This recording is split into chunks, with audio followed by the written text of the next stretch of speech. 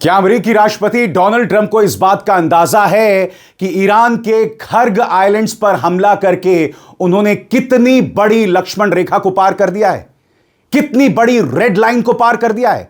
खर्ग island वो जगह है जहां पर ईरान के 80% ऑयल रिजर्व्स हैं, 8,000 नागरिक रहते हैं वहां पर। उसकी सभ्यता और संस्कृति का एक बहुत बड़ा जमावड़ा है। बावजूद उसके डोनाल्ड ट्रंप वहां हमला करते हैं और मैं ये समझ नहीं पा रहा हूं कि डोनाल्ड ट्रंप को ये मशवरा कौन दे रहा है, क्योंकि आपको अंदाजा नहीं है कि इससे ईरान किस कदर नाराज होने वाला है और दुनिया में किस कदर तेल संकट और जबरदस्त तरीके से सामने उभर कर आ सकता है। डोनाल्ड ट्रंप और उनकी बौखलाहट तमाम हदों को पार कर रही है, मगर दूसरी तरफ ईरान अपनी तरफ से संदेश दे रहा है। कुद्स दिवस के मौके पर Larijani, Abbas Araghchi, Masoud Pezeshkian, Iran के तमाम बड़े नेता सड़क पर थे, अमेरिका को संदेश दे रहे थे कि हम तुमसे नहीं डरते हैं। याद कीजिएगा अमेरिका के रक्षा मंत्री पीट हेग्सेथ ने क्या कहा था कि सारे नेता अंडरग्राउंड हो गए हैं, मगर शो ऑफ स्ट्रेंथ में ईरान के सभी बड़े नेता मैदान में थे और अमेरिका को जवाब दे रहे थे। मैं आपको बतलाने वाला हूं दोस्तों कि खर्ग आइलैंड में हमला करके अमेरिका ने कितनी बड़ी गलती की है। इंटरनेशनली इसकी आलोचना की जा रही है, मगर आपको समझना पड़ेगा कि यह बौखलाहट क्यों है। एक एक करके पिछले 12 घंटे में इस्राइल और अमेरिकी बेसिस को ईरान ने किस कदर नुकसान पहुंचाया है वो खबर मैं आपके सामने लेकर आया हूं दोस्तों। सबसे पहले मैं आपको बतला रहा हूं किस तरह से तेल अवीव में सायरन बज रहे हैं। यह खबर अल जजीरा की है। अल जजीरा का कहना है, several Israeli media outlets report that sirens are sounding in Tel Aviv and across central Israel। एक तरह से कहा जा सकता है वहां पर हालात बद से बदतर हैं। अब मैं आपको दिखाना चाहता हूं सेंट्रल इजराइल का यह मंजर जहां पर आग लगी हुई है, सायरन्स हैं और फायर रिस्पॉन्डर्स जो हैं वहां पहुंच रहे। देखा जाए।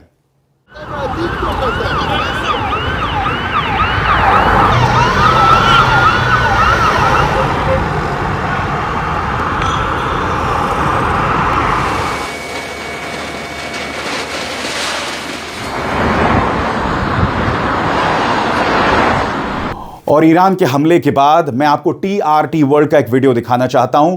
टीआरटी वर्ल्ड का कहना है, footage shows Tel Aviv's skyline shrouded in smoke after an Iranian missile broke through the city's air defence system and struck a warehouse in Holon, central Israel. Central Israel में तबाही का यह मंजर, होलोन में तबाही का मंजर, आइए देखते हैं।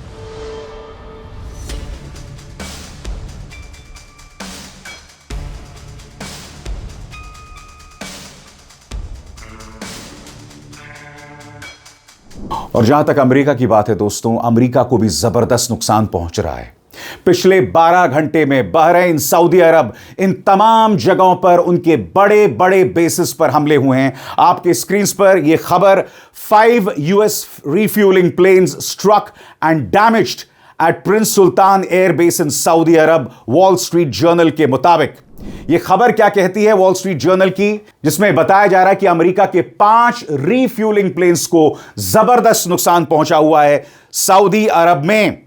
सबसे बड़ी बात, अमेरिकी रक्षा मंत्री पीट हेग्सेथ और जनरल डैन केन से पत्रकार सीधा सवाल पूछते हैं कि अब तक इस जंग में कितने अमेरिकी सैनिक मारे गए, मगर जैसा कि आप सुनने वाले हैं, इस सवाल का उनके पास कोई जवाब नहीं था, जिससे पता चलता है कि किस तरह से पर्दादारी की जा रही है, किस तरह से हकीकत पर अमेरिका और इस्राइल पर्दादारी कर रहे हैं। सुनिए, जब यह सवाल पूछा गया तो जनरल डैन केन ने क्या जवाब दिया और पीट हेग्सेथ मामले को किस कदर उलझा रहे थे। No doubt. Yeah, right there, green jacket. Mike Bress with the Washington Examiner. How many American casualties have there been, and where were the American service members when they were injured? I mean, it's a bunch of return to duty. So we've had the large majority have gone in for some medical treatment and return to duty. We've had in Kuwait, Jordan, down across the southern flank a little bit, a variety of places, most from one-way attack strikes. But I want to clarify that. I think what we've And tried to Saudi do here Arabia. Yeah, somebody is asked clarify Saudi those Arabia, numbers yeah. rather than saying Yeah. KIA or WIA, wounded. Be more clear about that Yeah. because the overwhelming majority, almost 90%. इंतजार कीजिए दोस्तों, जैसा कि मैंने आपको बताया कि Trump ने हमला बोल दिया है ईरान के खर्ग आइलैंड्स पर, जहां पर उसका 80 to 90% ऑयल रिजर्व्स है। यह अपने आप में एक निहायत ही खतरनाक कदम है। और जैसे मैंने बताया कि ट्रंप ये कह रहे हैं कि हमने उनके मिलिट्री बेसिस पर हमला किया है, मगर आप जानते हैं कि हमला और उसका असर वहां तक सीमित नहीं रहेगा। उसके क्या मायने हैं? और हां, बड़ी खबर यह आ रही है, इस आंकड़े पर देखिए, 2 trillion American dollars, 2 lakh crore अमेरिकी डॉलर्स, इतना नुकसान हुआ है अमेरिका को शेयर बाजार में। अमेरिकी शेयर बाजार से 2 लाख करोड़ साफ हो गए, सफाचट हो गए। और यही वजह है कि उनकी बौखलाहट हर मोड़ पर दिखाई दे रही है। मगर सबसे पहले स्काई न्यूज की रिपोर्ट देखिए, करीब 30 सेकंड की रिपोर्ट। कुद्स डे को लेकर ईरान में खुलकर वहां पर आयोजन हो रहा है। कुद्स डे वो दिन जब ईरान पैलेस्टाइन के साथ अपना समर्थन जतलाता है। देखिए स्काई न्यूज की report. Seen live in Tehran at the moment. We just wanted to show you, as you can see, a huge crowd of people gathered there, waving the Iranian flag, and as you can see, speeches going on, and they are marking Quds Day in Tehran. This is an annual day to support Palestinians, and a little bit earlier, we've seen people on the streets chanting "Death to Israel" and "Death to America" and burning flags. Yeah, as you can see there, the pictures from a short while ago's flags. और जैसे मैंने बताया दोस्तों, Iran supreme security council के नेता Ali Larijani, इसके अलावा राष्ट्रपति मसूद पेजेश्कियां, अब्बास अराक्ची सब सड़कों पर थे। और याद कीजिएगा अमेरिकी रक्षा मंत्री पीट हेग्सेथ ने क्या कहा था कि ये सारे नेता अंडरग्राउंड हैं। अब मैं आपको दिखाने वाला हूं किस तरह से मसूद पेजेश्कियां लोगों के साथ सड़कों पर सेल्फी खिंचवा रहे हैं। ये शख्स अकेला चल रहा है, उसके साथ कोई सिक्योरिटी नहीं है, जिससे आपको पता चलेगा कि ईरान अपनी सड़कों से अमेरिका और इस्राइल को क्या संदेश दे रहा है। देखा जाए।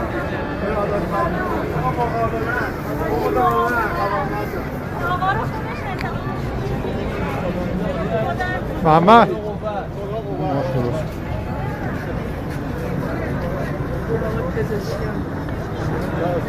या अली क्या हाल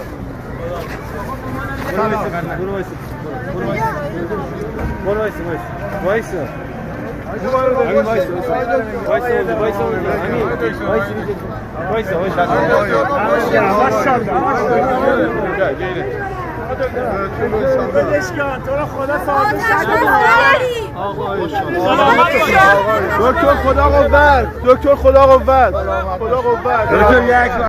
और बात वहां पर नहीं रुकती है। आपके स्क्रीन पर अब्बास अराक्ची सड़क पर चेहरे पर मुस्कान और इंटरव्यू दे रहे हैं। उस इंटरव्यू की एक छोटी सी झलक देखिए। बेशक आप इस भाषा को ना समझें, मगर उस जज्बे को समझेंगे। देखा जाए। بسم الله الرحمن الرحیم. امروز خب روز قدس هست در ایران و علیرغم حملات وحشیانه‌ای که رژیم صهیونیستی و آمریکا همین امروز در همین ماجرا انجام دادن، ولی ما با سیل میلیونی جمعیت مواجه هستیم، نه در تهران فقط، در همه شهرها، و این نشون دهنده عزم و اراده محکم ایرانیان هست. और दूसरी तरफ अमेरिका, जिसके मिलिट्री बेसिस पर ईरान की छोटी छोटी मिसाइल्स जो हैं वो अपने निशाने पर लग रही हैं। वॉल स्ट्रीट जर्नल की इस खबर पर गौर कीजिए आपके स्क्रीन पर। वॉल स्ट्रीट जर्नल की रिपोर्ट के मुताबिक 2 अमेरिकी अधिकारियों के हवाले से बताया गया है कि सऊदी अरब के प्रिंस सुल्तान एयरबेस पर खड़े 5 अमेरिकी टैंकर विमान ईरान के बैलिस्टिक मिसाइल हमले में क्षतिग्रस्त हुए हैं। एक अधिकारी के अनुसार इन टैंकर विमानों को जो नुकसान हुआ है वो इतना ज्यादा नहीं था कि वो पूरी तरह नष्ट हो जाएं, और उनकी अभी मरम्मत की जा रही है। रिपोर्ट के मुताबिक इस हमले में किसी की मौत नहीं हुई है। मगर अमेरिका क्या कर रहा है? एक निहायत ही गैर जिम्मेदाराना तरीके से खड़ग आइलैंड्स पर हमला कर रहा है। दोस्तों आपके स्क्रीन पर यह है खड़ग आइलैंड की तस्वीर। आप देख सकते हैं ऊपर से ली गई यह तस्वीर है। इसके अलावा एक एक करके मैं आपको तस्वीरें दिखाना चाहता हूं। खड़ग आइलैंड की जो पुरानी सभ्यता है, ये हजारों साल पुराने स्ट्रक्चर्स हैं आपके स्क्रीन्स पर। और यही नहीं, यहां पर वन्य जीवन का एक बहुत बड़ा खजाना है। यहां पर आप देख सकते हैं गजेल्स की तस्वीर, हिरणों की तस्वीर। इससे आप अंदाजा लगा सकते हैं कि जिस आइलैंड पर अमेरिका ने हमला किया है, वो आइलैंड, वो द्वीप ईरान की निगाह से, सांस्कृतिक निगाह से कितने मायने रखता है। अमेरिका कह रहा है कि हमने मिलिट्री ठिकानों पर निशाना बनाया है, मगर हकीकत यह है खड़ग पर हमला करने का मकसद ईरान को धमकाना कि तुम्हारे तेल रिजर्व्स हमारे निशाने पर हैं। मगर सीधी सी बात है, होर्मुज पर अब भी ईरान की पकड़ है, उसकी जकड़ है। दुनिया तेल संकट का सामना कर रहा है। ईरान ने पहली धमकी दी थी कि अगर हम चाहें तो 1 लीटर तेल भी मध्य पूर्व से बाहर नहीं जाएगा। उसके बाद क्या होगा जब ईरान भी इसी तरह से ऑयल रिजर्व्स पर निशाना साधना शुरू करता है। जैसे मैंने बताया ना, ये दोनों लोग, अमेरिकी राष्ट्रपति डोनाल्ड ट्रंप और इस्राएली प्रधानमंत्री बेंजामिन नेतन्याहू बौखला गए हैं, पूरी तरह से। अब मैं आपको बताने वाला हूं जो खर्ग आइलैंड पर हमला किया गया है, इसके क्या मायने हैं, इस पर गौर फरमाया जाए। खर्ग आइलैंड पर हमला करना तेल युद्ध में सबसे खतरनाक और बड़ा कदम माना जाता है। यह ईरान के तेल निर्यात का सबसे अहम केंद्र है और वैश्विक ऊर्जा नेटवर्क का भी बेहद संवेदनशील बिंदु है। सबसे बड़ा सवाल क्या है खर्ग आइलैंड? खर्ग ईरान का मुख्य ऑफशोर तेल निर्यात टर्मिनल है जो पर्शियन गल्फ में स्थित है। ईरान के लगभग 90 से 95% कच्चे तेल और पेट्रोलियम निर्यात यहीं से होते हैं। इसकी लैंडिंग क्षमता करीब 7 मिलियन बैरल प्रतिदिन मानी जाती है। मौजूदा युद्ध के दौरान यहां से लगभग 1.3 से 1.5 मिलियन बैरल प्रतिदिन तेल भेजा जाता है। यहां बड़े बड़े स्टोरेज टैंक, जेटी, पाइपलाइन और समुद्री लैंडिंग सिस्टम हैं जो ईरान के तेल को टैंकरों तक पहुंचाते हैं। अब मैं आपको बताने वाला हूं कि यह हमला कितना खतरनाक होने वाला है। सबसे पहले ईरान के लिए गौर फरमाएं। अगर जेटी, स्टोरेज टैंक और लैंडिंग सिस्टम नष्ट हो जाएं तो ईरान का ज्यादातर तेल निर्यात तुरंत रुक जाएगा। इससे ईरान की अर्थव्यवस्था को बड़ा झटका लगेगा क्योंकि तेल उसकी मुख्य आय का स्रोत है। जब निर्यात बंद हो जाएंगे और स्टोरेज भर जाएगा तो तेल उत्पादन भी आधा तक कम करना पड़ सकता है। इतनी बड़ी इंफ्रास्ट्रक्चर को ठीक करने में कई महीने या साल लग सकते हैं। अब आपके जहन में सवाल है कि दुनिया भर पर इसका क्या असर पड़ेगा, मगर उससे पहले मेरी आप सबसे अपील, मेरे हाथ मजबूत कीजिए और मेरे चैनल को ज्वाइन कीजिए। देखिए ये अहम संदेश। स्वतंत्र और आजाद पत्रकारिता का समर्थन कीजिए, सच में मेरा साथी बनिए। बहुत आसान है दोस्तों, इस ज्वाइन बटन को दबाइए और आपके सामने आएंगे ये 3 विकल्प, इनमें से एक चुनिए और सच के इस सफर में मेरा साथी बनिए। आप सबका बहुत बहुत शुक्रिया मेरे हाथ मजबूत करने के लिए। अब मैं आपको बताने जा रहा हूं कि दुनिया भर में इसका क्या असर पड़ने वाला है आपके स्क्रीन्स पर। अगर खार्ग से आने वाले 1.3 से 1.5 मिलियन बैरल प्रतिदिन तेल भी रुक गया तो वैश्विक सप्लाई और कम हो जाएगी, क्योंकि पहले से ही हॉर्मुज जल डमरू मध्य के संकट से 3 से 3.5 मिलियन बैरल सप्लाई प्रभावित है। विश्लेषकों के मुताबिक इससे ब्रेंट ऑयल की कीमत $150 प्रति बैरल तक आ सकती है। $150 प्रति बैरल। और याद कीजिएगा ईरान ने क्या चेतावनी दी थी?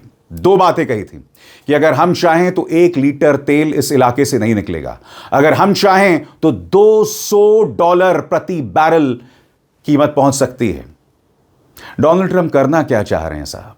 कोई प्लानिंग नहीं, पारदर्शिता की सख्त कमी। आपके बेसिस पर हमले हो रहे हैं और आप क्या कर रहे हैं? ईरान के ऑयल रिजर्व्स पर हमला कर रहे हैं और इससे दुनिया भर को नुकसान होने वाला है और हमें गौर करना पड़ेगा इसके संभावित असर पर। कई देश अपने आपातकालीन तेल भंडार जारी करेंगे, शिपिंग और इंश्योरेंस लागत बहुत बढ़ जाएगी। एशियाई आयातक देशों जैसे भारत, चीन, जापान, कोरिया पर बड़ा दबाव बढ़ेगा। महंगाई और आर्थिक मंदी का खतरा बढ़ सकता है। अब मैं आपको बताने वाला हूं कि सभी लोग, अमेरिकन भी, इसकी आलोचना क्यों कर रहे हैं। नंबर 1, युद्ध और भड़क सकता है। एनालिस्ट का कहना है कि अगर खार्ग पर हमला हुआ तो ईरान जवाब में हॉर्मुज जल डमरू मध्य में और ज्यादा बारूदी सुरंगें बिछा सकता है। सऊदी, यूएई और इराक के तेल ठिकानों पर हमला कर सकता है। ड्रोन और मिसाइल से पूरे गल्फ क्षेत्र को अस्थिर कर सकता है। दूसरा, ऊर्जा संकट को स्थायी झटका। आलोचकों का कहना है कि इससे सिर्फ अस्थायी व्यवधान नहीं होगा, बल्कि वैश्विक तेल आपूर्ति में लंबा नुकसान हो सकता है। तीसरा, अमेरिका को भी नुकसान। कुछ लोग कहते हैं कि इससे चीन को चोट लगेगी, क्योंकि ईरान का तेल वहीं जाता है। लेकिन बाजार विशेषज्ञ कह रहे हैं कि तेल वैश्विक बाजार है, कहीं भी सप्लाई कम होगी तो कीमत सब जगह बढ़ेगी। अमेरिका और उसके सहयोगी भी प्रभावित होंगे। नंबर 4, अंतर्राष्ट्रीय कानून और राजनीति। नागरिक ऊर्जा निर्यात के केंद्र पर हमला अंतर्राष्ट्रीय कानून पर सवाल उठाता है। कई देश इसे आर्थिक युद्ध या सामूहिक सजा कह सकते हैं। इससे अमेरिका के साथ यूरोप और एशिया के देशों की एकजुटता कम पड़ सकती है। यानी कि एक तरह से कहा जा सकता है दोस्तों, अमेरिका ने एक रेड लाइन को पार कर दिया है, जिसे हम हिंदी में कहते हैं उन्होंने एक लक्ष्मण रेखा को पार कर दिया है। मैं समझ नहीं पा रहा हूं दोस्तों, ये दोनों लोग, ट्रंप और नेतन्याहू, दुनिया को बर्बादी की तरफ क्यों ढकेल रहे हैं? क्योंकि आपको समझना पड़ेगा यह मंजर क्यों शुरू हुआ। ईरान अमेरिका के साथ बातचीत कर रहा था, बातचीत पटरी पर थी। ईरान अमेरिका की सभी शर्तों को मान रहा था, बावजूद इसके हमला किया गया, सुप्रीम लीडर खामेनी को मारा गया। यह हकीकत है और उसके अलावा कुछ नहीं। और अब नुकसान अमेरिका को भी हो रहा है। जैसे मैंने बताया कुछ देर पहले, उसके शेयर बाजार से 2 लाख करोड़, करीब 2 ट्रिलियन अमेरिकन डॉलर्स साफ हो गए हैं। इसके क्या मायने हैं और अमेरिका को इसका क्या नुकसान है, अब मैं आपको बताने वाला हूं। अमेरिका, इजराइल और ईरान के बीच युद्ध शुरू होने के बाद शेयर बाजारों में भारी गिरावट आई है और कई रिपोर्टों के मुताबिक करीब 2 ट्रिलियन डॉलर्स, लगभग 2 लाख करोड़ रुपए की मार्केट वैल्यू खत्म हो गई है, खासकर S&P 500 इंडेक्स में। असल आंकड़े क्या कह रहे हैं?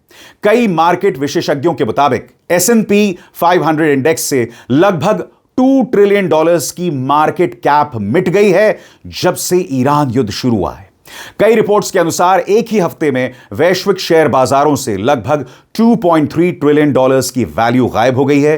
कई विश्लेषण यह भी कहते हैं कि युद्ध बढ़ने के बाद से पूरे वैश्विक बाजार से लगभग 6 ट्रिलियन डॉलर्स तक की वैल्यू कम हो गई है। 2026 में अब तक अमेरिकी शेयर बाजार का यह सबसे खराब हफ्ता भी माना जा रहा है। इसलिए अमेरिकी शेयर बाजार से 2 ट्रिलियन डॉलर खत्म हो गए हैं। और जाहिर सी बात है, इसके कारण आपके सामने है। ईरान के साथ अमेरिका और इस्राइल का युद्ध। अगर यह नहीं होता तो जाहिर सी बात है इस कदर का नुकसान दुनिया भर के शेयर बाजार को नहीं होता। इस आंकड़े पर निगाह डालिए, दुनिया भर के शेयर बाजार को अब तक 6 ट्रिलियन अमेरिकन डॉलर्स का नुकसान हुआ है। 6 लाख करोड़ अमेरिकन डॉलर्स का नुकसान। यह बहुत बड़ा आंकड़ा है दोस्तों। मगर जाहिर सी बात है, ना ट्रंप को इसकी परवाह है, ना नेतन्याहू को।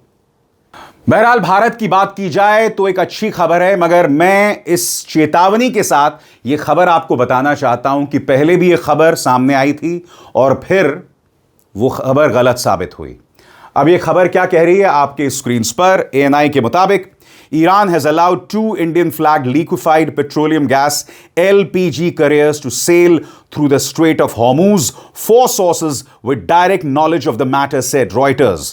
Reuters के मुताबिक 2 भारतीय तेल टैंकर्स जिसमें LPG है, उन्हें हॉर्मूज जल डमरू मध्य से जाने की इजाजत दे दी गई है। और यह अपने आप में एक बहुत बड़ी खबर है। इससे भारत में LPG की जो कमी थी, उस कमी को संबोधित किया जा सकता है। यानी कि याद कीजिएगा दोस्तों, प्रधानमंत्री नरेंद्र मोदी, जिन्होंने खामेनी की मौत पर एक भी बयान नहीं दिया, ईरान के अंदर 150 बच्चियां मर गई, एक भी बयान नहीं दिया, आखिरकार भारत में तेल को लेकर एक बड़ा संकट पैदा होने लगा, तब उन्होंने राष्ट्रपति मसूद पेजेश्कियां से बात की। और उसके बाद यह खबर आती है कि 2 बड़े बड़े भारतीय तेल टैंकर्स अब स्ट्रेट ऑफ हॉर्मूज से जा सकेंगे, वहां से उन्हें जाने की अब इजाजत मिल गई है। सबसे बड़ी बात, अगर आपने सुप्रीम लीडर खामेनी की मौत पर बयान दे दिया होता, अगर आपने अमेरिका और इस्राइल जिस तरह से उन्होंने एक तरफा हमला किया था ईरान पर, उसकी आलोचना कर दी होती, तो ईरान ने शुरू से ही भारत का समर्थन किया होता। आपने मसूद पेज़ेश्कियां से बात की, हमारी मजबूरी थी, तब जाके उन्होंने हमारे 2 बड़े तेल टैंकर्स को, 2 बड़े जहाजों को जाने की अनुमति दी। और अब भी प्रधानमंत्री इसके लिए नेहरू पर दोष बढ़ रहे हैं। मैं मजाक नहीं कर रहा हूं, सुनिए। साथियों, एक तरफ बीजेपी एनडीए सरकार किसानों को लेकर काम कर रही है, हम देश को आत्मनिर्भर बनाने में जुटे हैं। वहीं आज कांग्रेस ने एक बार फिर साबित कर दिया है कि वो किसी भी स्थिति में देश के प्रति ईमानदार नहीं है। आज युद्ध से बने संकटों के बीच भी कांग्रेस सिर्फ अफवाहें फैलाने और अपप्रचार करने में जुटी है। और मैं जरा कांग्रेस के साथियों से कहना चाहता हूं, एक काम करिए, लाल किले पर से 15 अगस्त को पंडित नेहरू जी ने जो भाषण दिए हैं, जरा भाषण सुनिए, आप सुनकर के हैरान हो जाओगे। लाल किले से 15 अगस्त को एक बार कह रहे हैं पंडित जी कि उत्तर कोरिया और दक्षिण कोरिया में लड़ाई चल रही है, इसलिए भारत में महंगाई बढ़ रही है। अब उत्तर कोरिया दक्षिण कोरिया कहां है और यहां पर महंगाई बढ़ने की बात नेहरू जी कह रहे थे। और आज कांग्रेस के लोग देश को गुमराह करने में लगे हैं।